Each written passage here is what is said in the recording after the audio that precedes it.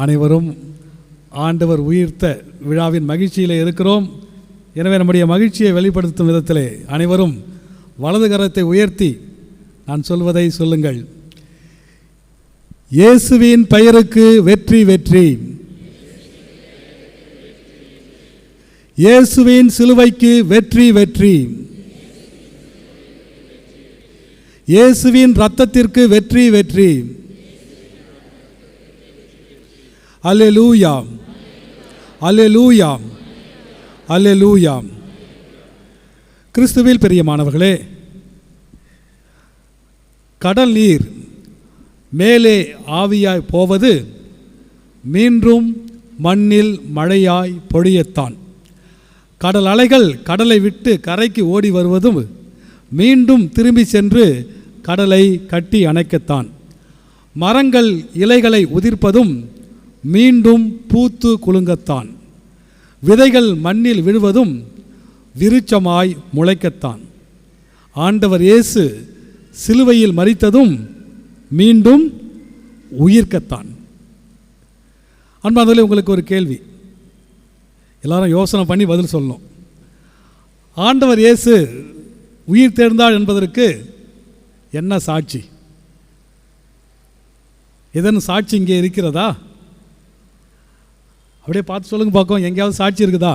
இயேசு உண்மையிலேயே உயிர் தெழுந்தார் என்பதற்கு என்ன சாட்சி? என்ன பெரிய சாட்சி? எல்லாம் மனசாட்சி. அப்படி சொல்கிறீங்களா? என்ன சாட்சி? இங்கே அப்படியே சுற்றி பார்த்து சொல்லுங்கள், ஏதாவது சாட்சி இருக்குதா?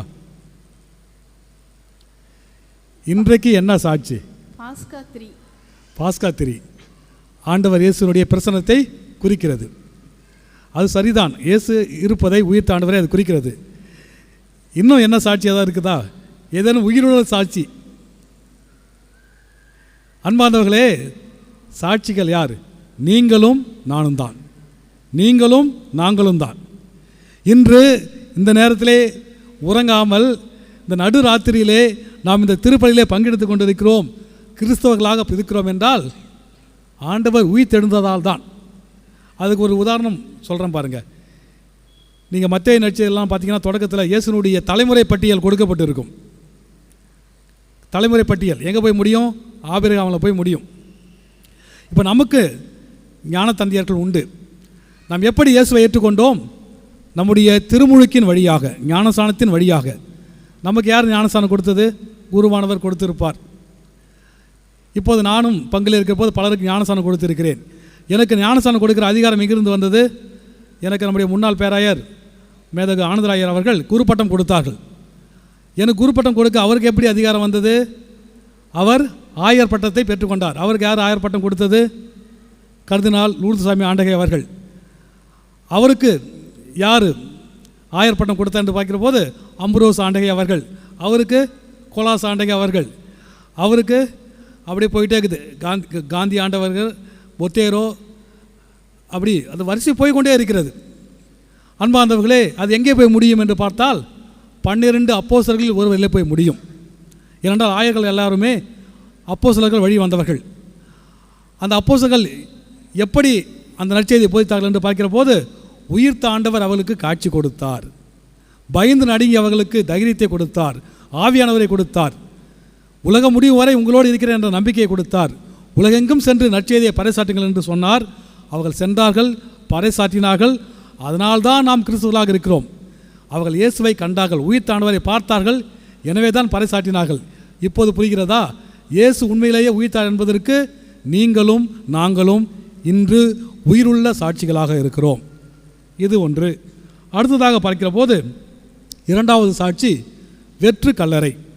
இன்று நற்செய்தியிலே நாம் வாசிக்க கேட்டோம். மகதலா மரியா காலையிலே எழுந்து வாசன திரவியங்களெல்லாம் எடுத்துக்கொண்டு இயேசுவினுடைய உடலிலே பூச செல்கிறார். அவர் செல்கிற போது என்ன நினைத்து கொண்டு சொன்னார்? கல்லறையை ஒரு பெரிய கல் மூடி இருக்கிறது, அந்த கல்லை நமக்காக யார் புரட்டுவார் என்ற எண்ணத்தோடு தான் அவர் சென்றார். மிகவும் பெரிய கல். ஆனால் அங்கு சென்று பார்த்தால் அந்த கல் ஏற்கனவே புரட்டப்பட்டு இருக்கிறது. அந்த கல்லறையிலே இயேசுனுடைய உடல் இல்லை. காலியான கல்லறை, வெற்று கல்லறை. அது கூட இயேசு உயிர்த்தார் என்பதற்கு சாட்சியாக இருக்கிறது. ஏனென்றால் இயேசு உயிர்த்த பிற்பாடு தலைமை குருக்களும் பரிசேயர்களும் அந்த போர் வீரர்களுக்கு மிகுதியான பணத்தை கொடுத்து நாங்கள் தூங்கி கொண்டிருந்தோம், அவருடைய சீடர்கள் அவருடைய உடலை எடுத்து சென்று விட்டார்கள் என்று சொல்லுங்கள் என்று சொன்னார்கள். ஆனால் இயேசுவின் சீடர்களுக்கு தெரியும், அந்த உடலை யாரும் எடுத்து செல்லவில்லை. அந்த காலியான கல்லறையே இயேசு உயிர்த்தார் என்பதற்கு ஒரு சாட்சியாக இருந்தது. அடுத்த அன்பார்ந்தவர்களே, இயேசுனுடைய உடலை சுற்றி இருந்த துணிகள் நாம் நற்செய்தியிலே வாசிக்கிறோம். அவருடைய முகத்தை மூடியிருந்த துணி அப்படியே சுருட்டி வைக்கப்பட்டிருந்தது. ஆனால் அவரை உடலை சுற்றியிருந்த துணி அது அப்படியே இருக்கிறது. யோவான் நற்செய்தியிலே 20ஆம் அதிகாரத்தில் வாசிக்கிறோம். மகதலா மரியம் என்று சொல்கிறார், ஆண்டவருடைய உடலை காணவில்லை, யாரோ எடுத்து சென்று விட்டார்கள். அதை கேள்விப்பட்டு ராயப்பரும் அருளப்பரும் கல்லறைக்கு ஓடுகிறார்கள். அங்கு ஓடி பார்த்தபோது முதலிலே அருளப்பர் சென்றார், ஆனால் அவர் காத்திருக்கிறார். ராயப்பர் பேதுரு தான் முதலிலே உள்ளே செல்கிறார். அவர் சென்று பார்க்கிறார், இந்த துணிகளையெல்லாம் பார்க்கிறார். அங்கு சென்ற யோவானை பற்றி சொல்லப்பட்டிருக்கிறது, அவர் சென்றார், கண்டார், நம்பினார். என்ன நம்பினார்? இயேசு உண்மையாகவே உயிர்த்தெழுந்தார் நம்பினார். அன்பானவர்களே, இறந்த உடலுக்கு எப்படி துணிகளை சுட்டுவார்கள்? நீங்களாம் மம்மி படத்தில் பார்த்துருப்பீங்க. எகிப்து நாட்டு மம்மிகள்லாம் எப்படி அப்படியே லினன் சுற்றியிருப்பாங்க, வெள்ளை துணி சுற்றியிருப்பாங்க. அதே போன்று தான் இயேசு இருந்தபோது கூட அரிமத்தியா ஊரை சேர்ந்த யோசேப்பு அவருடைய உடலை வாங்கி துணிகளால் சுற்றி அடக்கம் செய்தார். இப்போ நமக்கு விரலில் ஒரு காயம் பட்டுச்சுன்னா நம்ம வந்து துணி போடுறோம் இல்லையா, பேண்டேஜ் போடுறோம், அப்படியே சுற்றுறோன்னு வச்சுக்கோம். சுற்றிட்டு முடிச்சு போட்டோம். அந்த விரலை உருவி விட்டால் அந்த முடிச்சு அவிழாது, துணி அப்படியே இருக்கும்.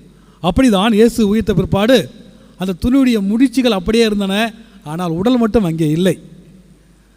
திருடி சென்றால் அதுக்கு வாய்ப்பில்லை, துணியோடு சேர்த்து தான் தூக்கி சென்றிருப்பார்கள். ஆனால் இயேசு அங்கு உண்மையாகவே உயிர்த்தெழுந்தார் என்பதற்கு இந்த துணிகளும் சாட்சியாக இருக்கின்றன. அடுத்து 4வது சாட்சி யார் என்று பார்க்கிற போது, ஆண்டவர் இயேசு உயிர்த்த பிற்பாடு முதலாக மகதலா மரியாளுக்கு காட்சி கொடுக்கிறார். அவர் சென்று சீடர்களிடம் சொல்கிறார். ஆனால் அந்த சீடர்கள் திருத்துதர்கள் நம்பவில்லை, சந்தேகப்படுகிறார்கள்.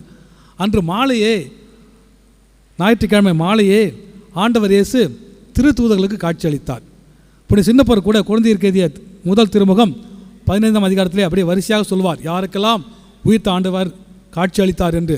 முதலிலே பேதுருவுக்கு தோன்றினார், யாக்கோப்புக்கு தோன்றினார், எல்லா திருத்தூதர்களுக்கும் தோன்றினார், ஒரே நேரத்திலே 500 பேருக்கு தோன்றினார், கடைசியாக காலம் தப்பி பிறந்த குழந்தை போன்று இருக்கிற எனக்கும் தோன்றினார் என்று புனித பவுலடியார் சாட்சியம் சொல்வார்.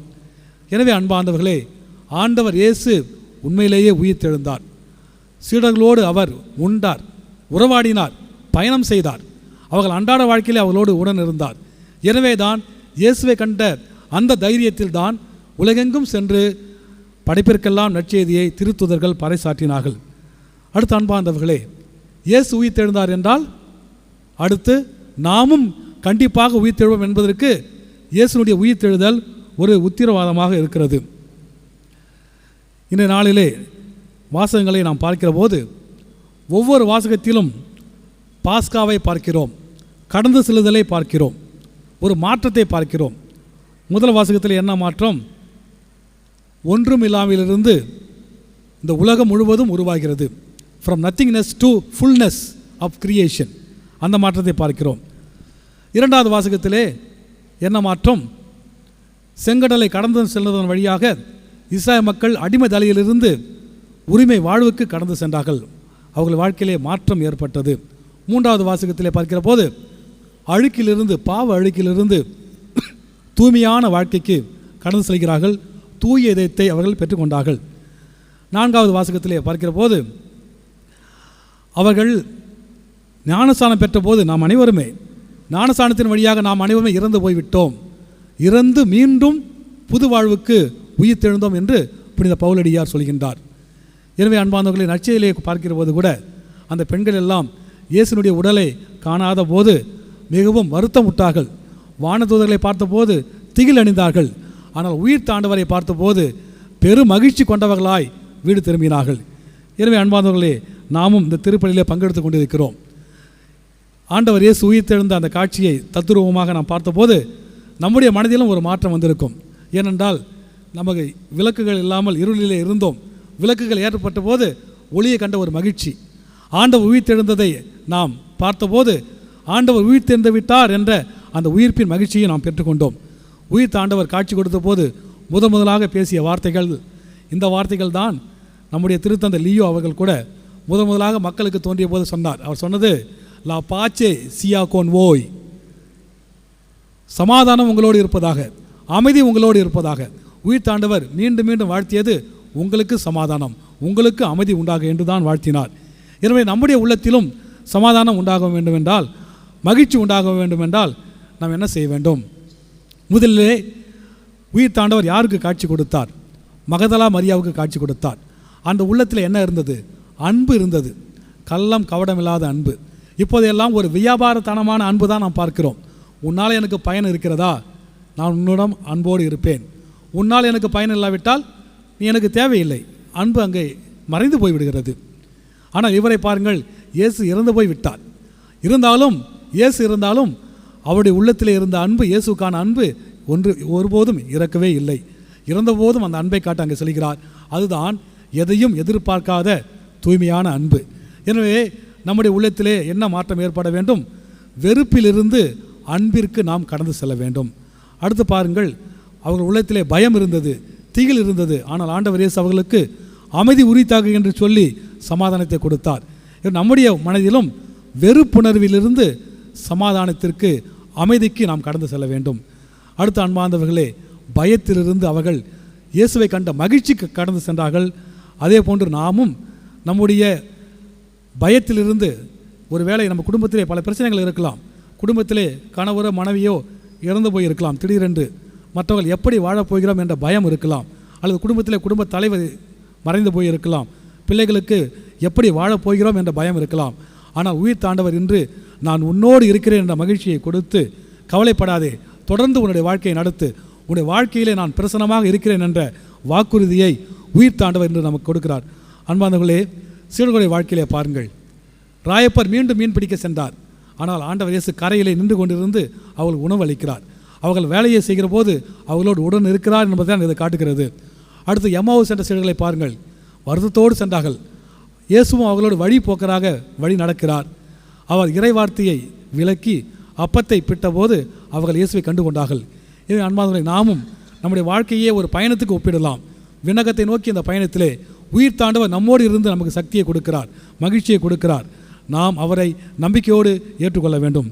எனவே நாமும் ஒவ்வொரு நாளும் திருப்பலி நிறைவேற்றுகிற போது இந்த ஈஸ்டர் விழாவை தான் கொண்டாடுகிறோம். இந்த ஈஸ்டர் விழாவை தான் ஒவ்வொரு ஞாயிற்றுக்கிழமையும் கொண்டாடுகிறோம், ஒவ்வொரு நாளும் கொண்டாடுகிறோம். எனவே உயிர்த்தாண்டவர் நம்மோடு இருக்கிற போது நமக்கு பயம் வேண்டாம், திகில் வேண்டாம், வெறுப்பு வேண்டாம். அன்பு நம்முடைய உள்ளத்தை நிரப்பட்டும், மகிழ்ச்சி நம்முடைய உள்ளத்தை நிரப்பட்டும். ஆமேன்.